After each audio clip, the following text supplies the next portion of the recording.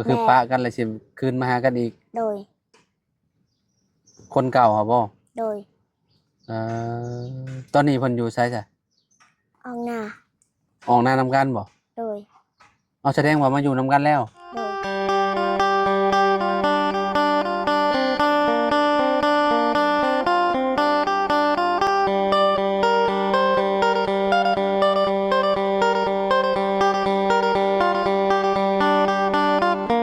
กราบสบายดีสวัสดี FC เบิร์สสุขูสู่คนเนาะบ่ว่าสิอยู่ในและก็ต่างประเทศเด้อพี่น้องมาพบมาพ้อกันกับเฮาคือเก่าคือเดิมเนาะเอามื้อนี้พี่น้องเฮาก็แวะเวียนมาทางบ้านดงหมักยางเด้อพี่น้องเด้อเนาะก็เข้ามาหาทางเอื้อยเปลี่ยนพี่น้องเนาะก็ดนแหละพี่น้องบ่ได้เข้ามาหาเพิ่นตั้งแต่เพิ่นอยู่ทงไห้ทงนาพุ่นแหละพี่น้องเนาะเฮาไปมอบเงินให้เพิ่นช่วงก่อนๆพูดเนาะกับเบาตูนหลายเดือนเลยพี่น้องจนเพิ่นย้ายเข้ามาบ้านมาซ่องพี่น้องเนาะแต่ก็บ่ได้เข้ามาหาเพิ่นเนาะมื้อนี้มีโอกาสเนาะเข้ามาหาทางเอื้อยเพิ่นพี่น้องเนาะโอเคเดี๋ยวเข้าไปหาเพิ่นกันเลยพี่น้องเนาะนี่แหละเฮือนเพิ่นก็อยู่ทางหน้าเฮาเลยแหละเพิ่นเฮ็ดกระต๊อบอยู่พี่น้องเนาะโดยไปพี่น้องเนาะโอ้เนาะโดยสบายดีล่ะเนาะขออนุญาตเด้อนะบ่าวนิบไม้เด้ออึ๊บเนาะเอาแม่ไปใส่ลูกแม่ออกหน้าแม่ออกหน้าโดยเราไปยังอ่ะเราไปกลมันคนมันรับจ้างโดยเราไปคุมมือบ่โดยโอ้เจ้าบ่ได้ไปนำเพิ่นบ่ได้ไปมื้อนี้อยู่เฮือนโดยน้องจะได้ซะไปหาลินน้องไปหาลินโดยพี่นี่มาบ่เห็นเพิ่นพี่น้อยเนาะเจ้าหากับมานี่บ่โดยอ๋อจำพ่อจำบ่เห็นจ้ะพี่น้อยเนาะนอนอุ่นอยู่แล้วว่าอีล่ะอุ่นลมบ่พัดปานใดเนาะเพราะว่ามีนี่แหละพี่น้องก็สอบ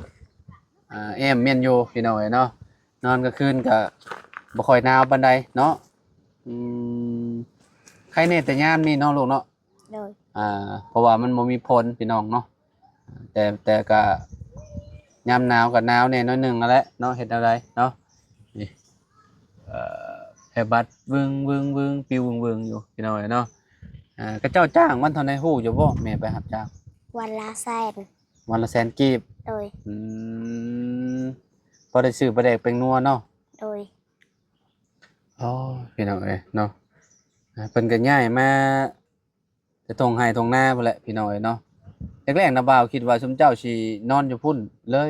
บ่ได้นอนอยู่พุ่นเลยเนาะโดยว่าปะก็พอกันแล้วและตอนนี้ก็สิมาเอาใหม่อีกแบบใดลูกก็คือปะกันเลยสิคืนมาหากันอีกโดยคนเก่าเหรอบ่โดยตอนนี้เพิ่นอยู่ไสจ้ะออกหน้านำกันบ่โดยเอาแสดงว่ามาอยู่นำกันแล้วโดยและบัดนี้เราสิไปเฮ็ดงานบัดนี้ไปสิไปเฮ็ดงานแม่ค่อยกับพ่อค่อยสิไปเฮ็ดงานโดยแต่เจ้าอยู่เฮือนโดยจะอยู่กับน้องอยู่คนเดียวน้องก็ไปเบิดโดยแต่เจ้าสิอยู่เฮือนหลังนี้ผู้เดียวโดยอยู่ได้บ่อยู่ผู้เดียวเจ้าบ่ย้านบ่จะอยู่ผู้เดียวย้านแน่ฮะย้านแน่ย้านอยู่แต่ก็ต้องอยู่เจ้าคือบ่ไปนำเพิ่นซะแม่บ่ให้ไปแม่บ่ให้ไปโดยเอ้าคือว่าแม่บ่ให้ไป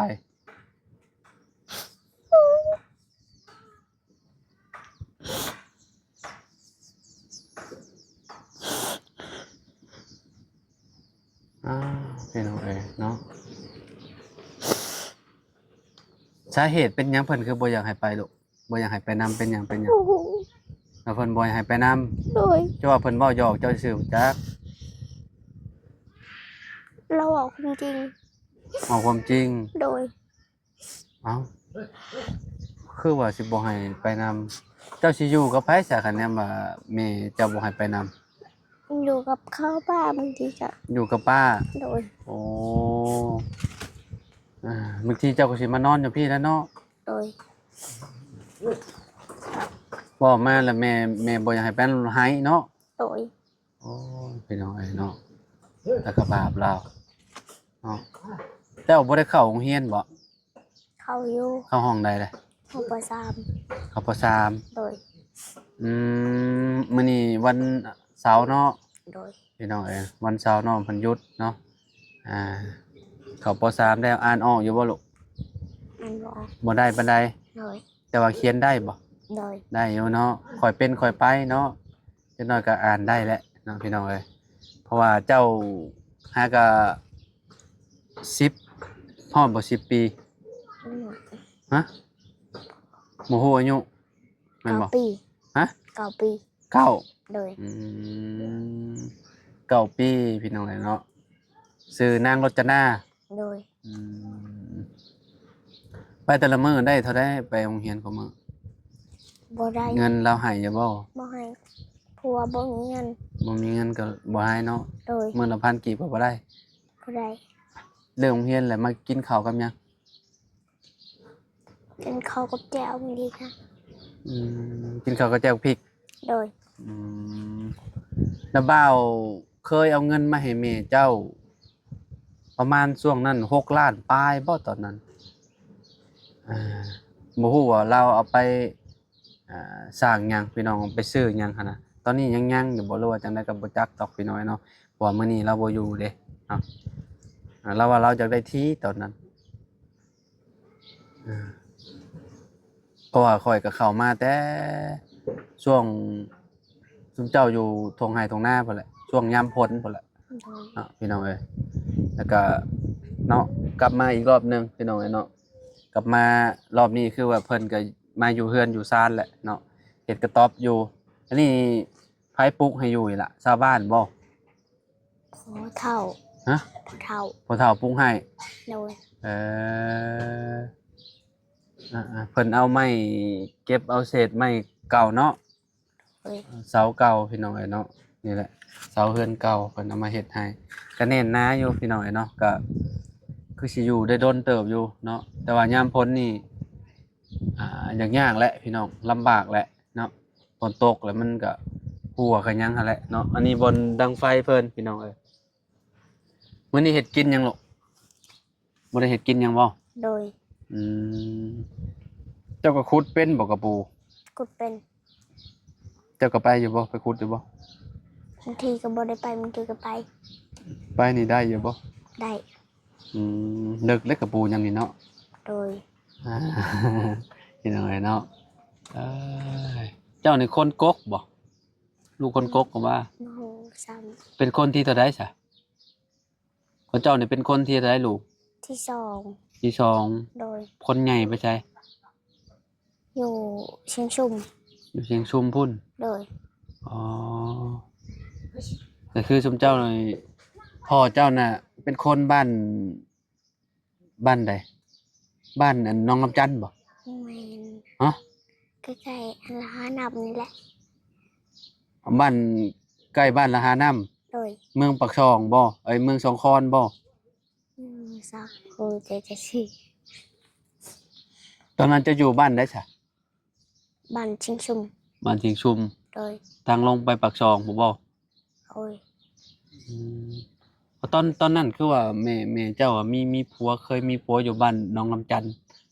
แม่นแล้ววะเราเคยมีแล้ว บ่ วะ เคย ฮะ บ่เคย เอ้าเราอ่ะ จักสิแม่นนะจัก แม่นเราบอกน้ำบาวอยู่ตอนนั้น เจ้าบ่ฮู้ โดย พ่อเจ้าไปใช้พ่อแท้ๆเจ้า อยู่เชียงชุม บ่เรามีเมียใหม่บ่เลยแนวใด รับเป็นเราเป็นหวาน ฮะ เราเป็นบ้าก็เลยปะกันบัดนี้ เราเป็นบ้า โดย แบบเราลิ้นยาร้ายบ่ โดย อ๋อแม่เจ้าเลยป้าเรา โดย แรกๆเราก็เป็นคนดีๆนี่แม่นบ่ โดย แบบทำมาหากินเนาะ โดย อืมเราติดหมู่ติดพวกเนาะหรือว่าจังไดยังไปเสพยาแล้วก็ ตอนนี้ก็คือแบบ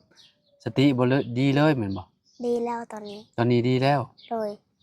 อ๋อเจ้าคือฮู้ว่าเราดี เขาพี่น้องเขาโทรมาบอก อ๋อพี่น้องเขามาบอก โดย ชื่อเจ้าได้เบิด ได้ เจ้าก็ได้เว้านำเราอยู่บ่ บ่ได้เว้า ยังนี่บ่ได้เว้า โดย เรามีครอบครัวใหม่แล้ว ยัง ยังบ่มี โดย อืมคิดว่าเรามีครอบครัวใหม่ยังเนาะ โดย เฒ่าอยู่ว่าพอจะอายุเท่าไหร่ บ่จักอายุ แต่ว่าเฒ่า บ่เท่า บ่เฒ่าปานใด โดย หนุ่มอยู่ โดย ชำบ่ค่อย สามอยู่ จำค่อยนี่ โดย โอ้บ่เฒ่าเลยจ้ะประมาณ30ปลายเนาะ โดย พี่น้องเอ้ยก็บ่เฒ่าเนาะยังเป็นอันนั้นอยู่พี่น้องเนาะคะแนนว่าคนเฮาน่ะคะแนนบ่ทุกเวียกทุกหยังก็หนุ่มอยู่พี่น้องเนาะถ้าว่าทุกเวียกทุกหยังก็อายุประมาณ30ปลายก็ถือว่าเฒ่าแล้วเนาะแต่ว่าอันนี้เพิ่นบ่ได้เฒ่าปานใดเนาะ โดย เพิ่นมีพี่น้องจักคนจ้ะพ่อเจ้า หลายคน อันนี้คือแบบเจ้าตัดสินใจมานำแม่เจ้าเลยบ่ โดย ญาติทางพ่อแบบเพิ่นก็บ่อยากเอาซุมเจ้าไว้บ่อยากให้อยู่นำบ่เลยนั่นน่ะ ให้อยู่แต่แม่คอยบ่อยากอยู่ อยู่พุ่นน่ะมีเฮือนบ่ลูก มี เฮือนซุมเจ้าเองหั่นนะ โดย อ่าแต่ว่าพ่อแบบสติบ่ดีแล้วก็เลยบ่อยู่เนาะ โดย ก็เลยพากันย้ายมาพี่ก็มื้อเราก็อยู่ในเฮือนนั่นแหละเนาะ โดย มีโอกาสจะไปเยี่ยมเพิ่นอยู่บ่จะไปอยู่บ่ ไปตอนเราเป็นบ้าไป ตอนนั้นน่ะไปแม่นบ่ โดย แต่ตอนนี้บ่ได้ไปหนึ่ง ตอนนี้เราดีแล้วบ่ได้ไปเยี่ยมเรา โดย อ๋อเราก็บ่ได้มาหาเจ้าบ่ได้มาเยี่ยมเลย โดย เอ่พี่น้อยเนาะเด็กน้อยก็คือว่าแหละตอนนั้นเจ้ามาอายุเจ้าจักปีก็เจ้ามาแต่บ้านเชียงชุมเหรอวะ โดย ตอนนั้น8 ปี โดย ถ้าก็ได้ปีน้อยๆเนาะ โดย ปีหนึ่งเนาะ โดย อายุพี่นะพี่น้องเอ้ยเนาะกับบ่โดนบันไดพี่น้องเอ้ยวันนี้เพิ่นดีเพิ่นเนียงแหละเนาะถ้าแบบมีโอกาสเนาะก็เพิ่นอยากมาก็มาเนาะมาเยี่ยมจ้ะเนาะ เราลืมแม่ก็จำได้บ่ว่าหนึ่ง เราลืม โดย แหละ โดย แต่เราบ่ลืมพกไว้หรอก แม่นแล้วเราก็บ่ลืมเจ้าแล้วเราเป็นลูกเด้เจ้าเป็นลูกเราเด้เราเคยมาบ่สะบ้านนั่นนี่ เคยมาตอนเรายังบ่เป็นบ้าพุ่น ฮะ เราเคยมาตอนบ่เป็นบ้า อ๋อเราเคยมาตอนเรายังบ่เป็นบ้าเราเคยมาเนาะ โดย เคยมาจักเทื่อน่ะ โอ้โหสั่งแต่ตอนเขาบ่ได้เกิด อ๋อแสดงว่าตอนกับเจ้าหักกันใหม่ๆเนาะ โดย จะมาเยี่ยมพี่น้องเอ้ยเนาะเคยมาอยู่เนาะแต่ว่าตอนจีบกันใหม่ๆมาจักหน่ะบ่าวเนาะ โหสั่ง ตอนนั้นน้องรจนายังบ่ได้ออกจากท้องยังบ่ได้บ่รู้จักความเลยเนาะ โดย ตอนนั้นยังเป็นดินอยู่นะน้องเอ้ยเนาะจักอยู่ไสเนาะ เอ้ยเนาะที่ว่าเจ้ามีอันอ่าพี่น้องนำกันพ่อเดียวกันนี่จักคน พี่น้องของเจ้ากับพ่อที่ว่าเป็นบ้านนะไผแน่ โอ้ มีไผแน่มีเจ้าแล้วมีไผอีก ลูกพ่อเดียวกันน่ะ มีไผอีก อ้าย อ้ายผู้หนึง แล้วก็ค่อยแล้วก็น้อง 3 คน เลย อ๋อคิดว่าแม่เจ้ามีอันน่ะผัวหลายคนจะดอก กับคนนี่คนใหม่นี่คือยังบ่ได้แล้วเนาะยังบ่ได้ลูกเนาะ โดยมี3คนผัว แต่ปะกันเลยเลย มีผัว3 คน โดยจะปะกัน แต่เลิกลากันไปแล้ว โดย ที่ว่าสิมาอยู่นำกันอีกใหม่นี่ก็คือคนที่ว่าเลิกไปก่อนหน้านั้นแม่นบ่ โดย อ๋อก็มาอยู่นำกันอีกเทื่อนึง โดย บ่ได้เครียดบ่ได้คมกันหรอวะ บ่ได้เครียด โอ้ก็มาอยู่นำกันซื่อๆเนาะ โดย พี่น้องเลยเนาะตอนนั้นเฮามาเฮาก็บ่ค่อยได้เห็นเพิ่นว่าเพิ่นไปเฮ็ดเวียกพี่น้องเนาะพ่อใหม่น้องรจนานี่นะมื้อนี้อยู่นำกันโดนบ่ได้เลยลูกตอนนั้นว่าเลิกไปเลยมาอยู่เฮาบ่ได้ซะ บ่ฮู้สั่ง ได้แล้วบ่เดือนหนึง ได้ ได้แล้ว โดย อ๋อ ตอนช่วงทีมงานน่ะบ่าวเขามาถ่ายคือว่าเลิกลากันไปแล้ว เพราะว่าหายกัน ให้กันตอนนั้นเนาะ เลย แล้วก็กลับมาอยู่นํกันอีกเทื่อนึง เลย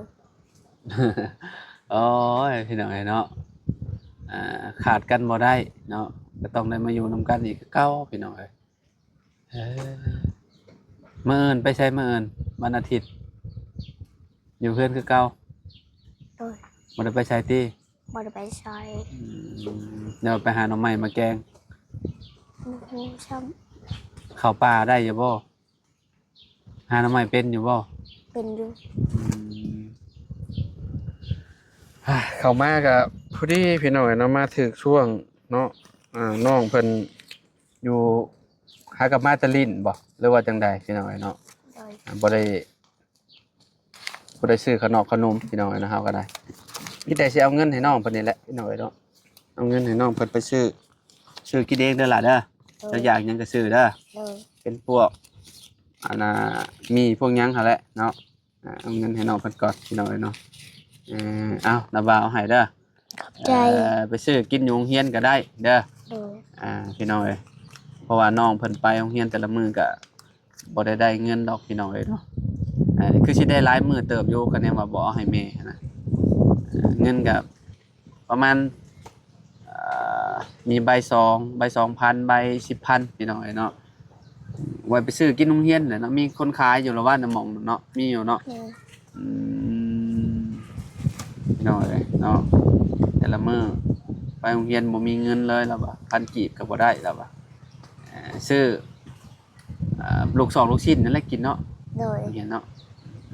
ไปสนามบ่าวไปปะเด้อมื้อนี้เด้อ เลย จะได้ก็สู้เด้อ เลย เป็นกำลังใจให้พี่น้องเนาะเพราะว่าน้องเพิ่นว่าแม่สิไปหาเฮ็ดงานบ่ได้ให้ลูกไปนำว่าซั่นเว้ามาแล้วเพิ่นให้เมื่อกี้นี้ตามใจพี่น้องเนาะ คันว่าเจ้าอยู่เจ้าก็นี่แหละอยู่น้ำป้าน้ำหยังจ้ะบ่ เลย อ๋อเข้าโรงเรียนเด้เพิ่นก็เลยบ่อยากให้ไปนำอยากให้เจ้าเรียนก่อนเนาะ เลย เอาอยู่ดีมีแฮงบ่สุขทุกคนพี่น้องฝากกดไลค์กดแชร์หน่อยเด้อขอบคุณหลายๆที่ติดตามเนาะมื้อนี้เฮาก็แวะเข้ามาหาทางเปลี่ยนเพิ่นแต่ว่าบ่พ่อแต่น้องรถจนาเพิ่นพี่น้องนั่งอยู่เฮือนนี่แหละพี่น้องเนาะนอนกัน5คนบ่ล่ะอยู่นี่นะอยู่เฮือนเจ้านี่ สี่ 4บ่ เลย 4พอดีอบอุ่นเนาะ เลย เอาไปน้าบ่าวไปป้าเด้อเนาะเอาสบายดีเด้อล่ะเด้อ สวัสดี พี่น้องเนาะไว้พอกันใหม่พี่น้องเนาะอยู่ดีมีแฮงทุกๆคนที่รับชมคลิปเด้อพี่น้องเด้อเนาะสบายดีและสวัสดีพี่น้องพอกันใหม่เนาะ